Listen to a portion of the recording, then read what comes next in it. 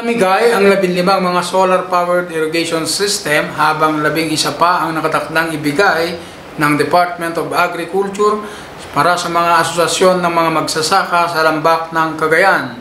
Sa panayam ng Bill Bisaya TV, inihayag ni Dr. Roberto Busanya, Department of Agriculture Region 2 Regional Technical Director for Operations and Extension Services, na matitiyak ang mas mataas na ani sa rain-fed na mga taniman dahil dito. 7 na ang naibigay sa Isabela, 7 rin sa Cagayan at isa sa Nueva Vizcaya. 11 ang isusunod na ibibigay. Power irrigation system dito sa Region 2. Ano kayong wisdom behind it, and ano yung mga parang maging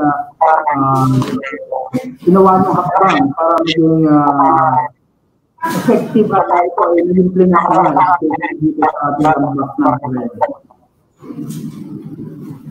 Bali, ang solar-powered irrigation system po ay isang project ng Department of Agriculture na ang layunin po nito ay makatulong sa ating mga magkasaka dahil sa marami pong mga area na tinatamnan po ng palay ang medyo nahirapan po makakuha ng tubig dahil hindi po inaabot ng irigasyon galing po sa serbisyo po ng National Irrigation Administration.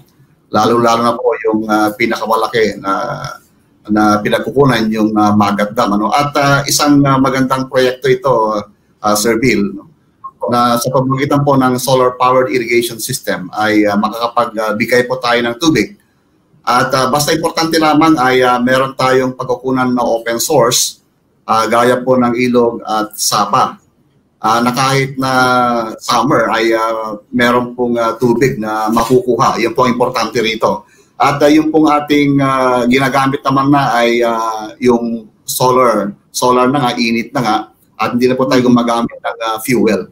So ito ay isang magandang proyekto at nagkaroon na tayo ng isang turnover ceremony last Saturday sa Kawayan City.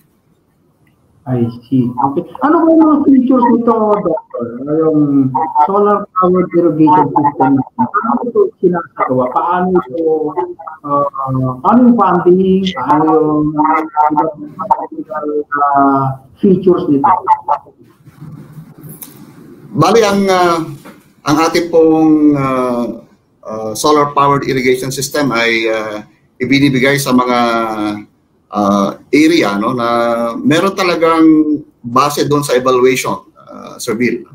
Base doon sa evaluation ng ating mga engineers, mga agricultural engineers, ay nakikita na talagang yung water source ay malapit lang at hindi ito magkakaroon ng kumbaga shortage. Kasi may mga sapa kung minsan ay pag umabot na ng summer ay wala ng tubig. Pero in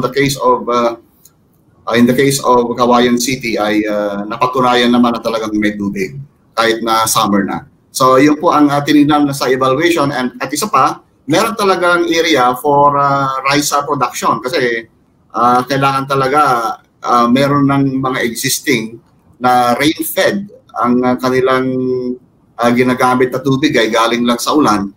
At siyempre, pag tag-ulan naman, ang problema lang, kung pag nawalan na ng ulan, hindi na po makakapagpatuloy ang ating mga magsaka na makakuha ng tubig. Kaya pag may malapit na ilog o di kaya sapa, yun po ang priority ng Department of Agriculture na mabigyan ng pondo at makapagpatayo tayo ng solar-powered irrigation system, isang proyekto na talagang magbibigay po sa kanila ng tubig even during drought, in the sense na nakukulang po ang tubig galing po sa ulan at meron ng tubig doon galing sa ilog at na hindi po naaabot din ng mga dams na i-create po ng ating National Irrigation Administration.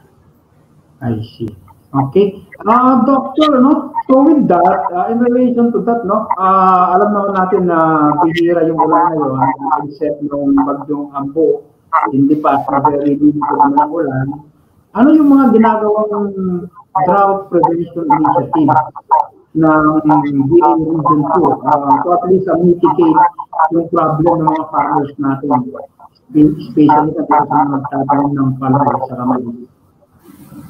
Ang unang ginagawa, Sir Bill, sa department ay kailangan talaga, for example, during this wet season na, no, kailangan nakaangkla tayo doon sa schedule ng pagre-release ng National Irrigation Administration. Meron talagang ibinibigay na ng schedule at lahat ng mga magsaka ay na-inform sila kung kailan i-release ang tubig.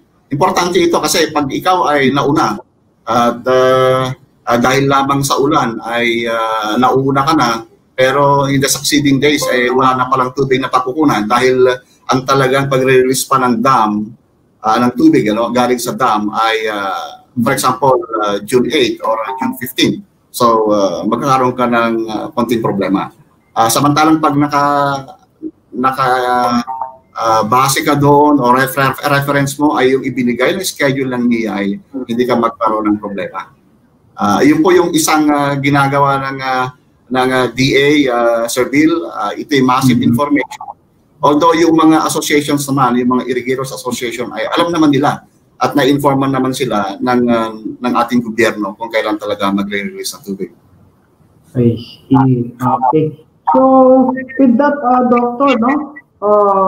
Yung mga solar-powered irrigation system natin, maliban sa lalawigan ng Isabela, sa mga bayan o probinsya ba ito naka-implement or may implement kung hindi pa tapos nila?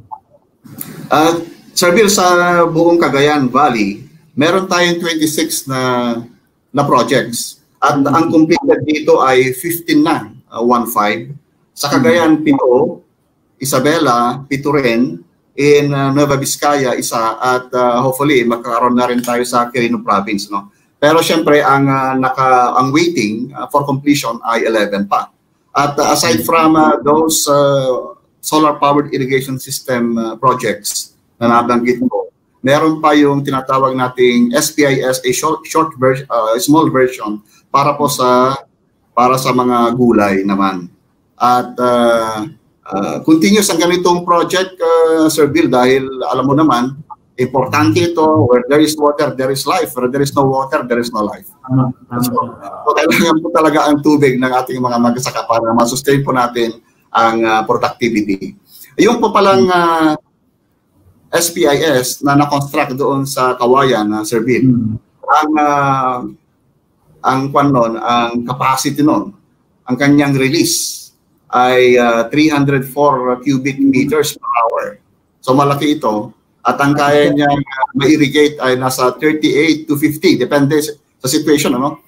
38, pwede lalagpas ng 38. Pag medyo may ulan-ulan na ng konti, makakaabot pa ng 50 hectares. So kung ganito ang ating gagawin na mga project sa iba't ibang lugar ng ating region, mas makakatipid ang mga magsasaka at wala na, hindi na kailangan ng fuel At mas kampante tayo na sustain yung productivity nang sa ganun ay mapataas natin yung productive performance o yield performance ng ating magsasaka per hectare.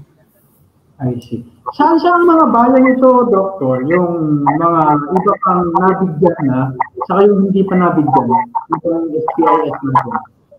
Yung project na SPIS, yung bayan nito, and then yung mga ongoing.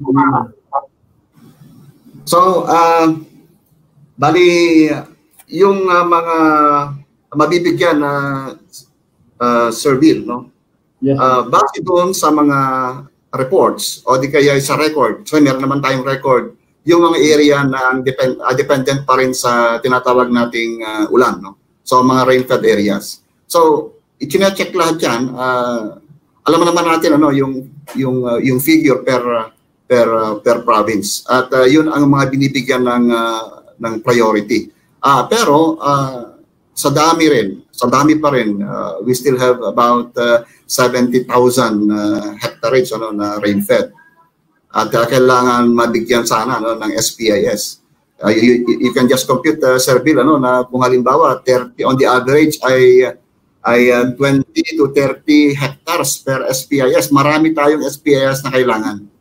At sana nga when Congressman D came, nung nag-attend po siya ng inauguration o ng launching at turnover ceremony doon sa Kawayan, ang sabi nga niya, kailangan talaga mas malaki pang pondo ng department para makapag-put up ng maraming SPIS. Kasi ito ang talagang kailangan ng ating mga magsaka, most especially to the rice farmers.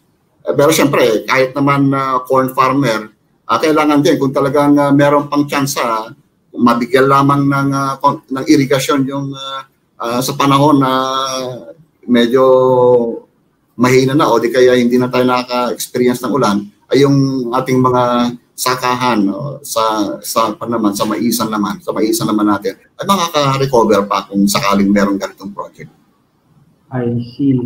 Sa inyong pagkaya ba, Doctor, mayroon na bang ilang hektarya na ba yung kumbaga apektado nitong pag-tulit natin? Kung ilan pa yung pwede na ma-recover o na-recover sa mga farms, especially palm and mais. Sir Bill, sa rice area ay hindi na tayo nagkaroon ng problema sa drought. Kasi nung nagkaroon na nung wala ng ulan, no? Experience natin yung sinasabi natin drought, sa mga maisan lamang nagkaroon ng problema. So about 5,000 hectarage, no? Yung naapektuhan ng drought for the totally damaged. Pero sa rice, hindi tayo nagkaroon ng problema kasi nakapag-harvest na po ang mga rice farmers during those days. I see. So ito po buong region yung data natin sir, ano? Nasa binatang buka sa affected sa drought. Bale yung datos natin na binabanggit ay yung Sir Bill, medyo pakiulit, Sir Bill. Ayun yung datos na binanggit nyo kanina do ay sa regional level. Opo, regional level po yun. Regional level po yun, yung sinasabi ko kanina. Kaya po ang ating naging intervention ngayon sa mga naapektuhan ng drought, most especially in corn, sa corn po ito, ay yung pagbibigay po ng free seeds para doon sa mga magsasaka na ang kanilang maisan ay naapektuhan o di kaya sinasabi natin totally damaged. Sila po ang naging priority para mabigyan po muli ng seeds for planting this wet season. Mag-start na po sila magtanim May, meron pa pong June, and hopefully ang ating pong mga magsasaka matapos po nila by June. I see. So ilan yung percentage nito doon sa planted ng corn natin dito sa buong region? Negligible ba yung percentage? Meron ko yung estimate kung ilang percent yung apektado sa total ng negligible. Negligible. Kung sa totally damaged, Sir Bill, no? Yes, sir. Sa totally damaged, mga ilang percent po yun? Kung sa maliit lamang po yan. Kung tayo po ay merong 212,000 hectares na ng corn. At kung ang totally damaged ay 5,000 lang, ay talaga kahit pa paano maliit lang as compared kung malawakan yung drought ng experience natin. Pero yung pong report na ibinigay po ng local government units ay nasa 5,000 lamang. Ati lang, Mayo ba lang ako, nag-operate nga duwa, sir. Tata lang Mayo, sir. So nga, idi Friday, May 29, issue iti turnover, iti DA, iti kada kami, in turnover na kada kami nga farmers. Imay niya po, Director Narciso Idilio.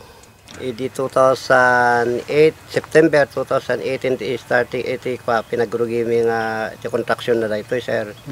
Sa lalmapas data, kanan madidili, taday panggip ti pangalan mi ti danum gamin, drilling ti muna, for palpak amin, sir, dagijay may nag-drilling, urala upat nga tao, dagijay may nagsinsinukat, ag-drilling ito, so nga nalagip mi, mas bali pabakota na diya karayanin. The best pa ta open water latan. So nga iya kami karayan. Sumit lang nga napasangat may lang tidak sir. Idi na open diya sir baba. Hampay nalpas iti dagiti tubo na. Nga po ta alanganin dagiti mulmula midtuyen nga matiktikagan tabi na marigatan dagiti makinami sir nga padpadanom. Pinagsamantalami pa lang i-open di mesa. Nga ay mesa nga makina. Isu di mang supply dagiti matiktikagan ito isu nga naka-recover mit dagiti dadumang matiktikagan ti pagay na sir isu nga mayat-mit iti kuana. Kaya raw na patubigan ang 30 hektarya hanggang 50 hektarya sa mga sakahan sa bawat irrigation system. Nakakatulong daw ito na maibsan ang problema sa patubig, lalo pa at 5,000 hektarya na sakahan ang nasira sa tagtuyot sa lambak ng Cagayan. Mula sa Cagayan, Bill Visayan nagbabalita.